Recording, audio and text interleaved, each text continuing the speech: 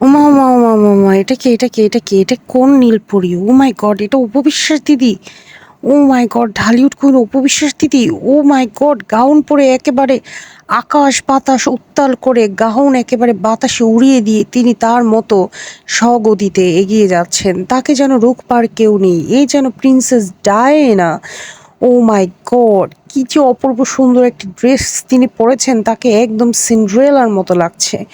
আমি বুঝতে পারছি না এটা আসলে কিসের উপলক্ষে তিনি এই ফটোশ্যুটটা করেছেন। তাকে কোনো ম্যাগাজিন থেকে বলা হয়েছে যে তিনি এই ফটোশ্যুটগুলো ম্যাগাজিনের ফার্স্ট পেপারে জমা দেওয়ার জন্য, না কি কিছুই বুঝতে পারছি না। নাকি কোনো মুভির কোনো মানে ফটোশ্যুট, না কি মানে কি উপলক্ষে এটা তো বুঝতেই পারছি না।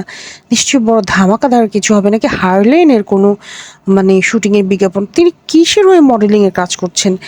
মডেল নাকি মুভি? উফ! আমি কিছু বুঝতে পারছি না। মানে তিনি কি মানে ফ্যাশন লেডি, কি বলবো, যারা র্যাম্পে হাঁটে, র্যাম্প মডেল, এরকম মনে হচ্ছে। তিনি যেভাবে হেঁটে গেলেন তাতে মনে হচ্ছে তিনি খুব পাওয়ারফুল একজন উমেন।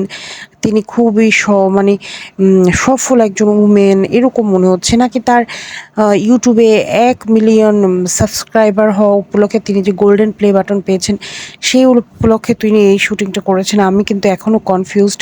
নাকি কোনো মুভি শুটিং, যেটাই হোক না কেন, অপু বিশ্বাস ঢালিউড কুইনকে কিন্তু সেই লাগছে। আপনাদের কাছে কেমন লাগছে কমেন্ট করে এখনই মন্তব্য জানান। ধন্যবাদ।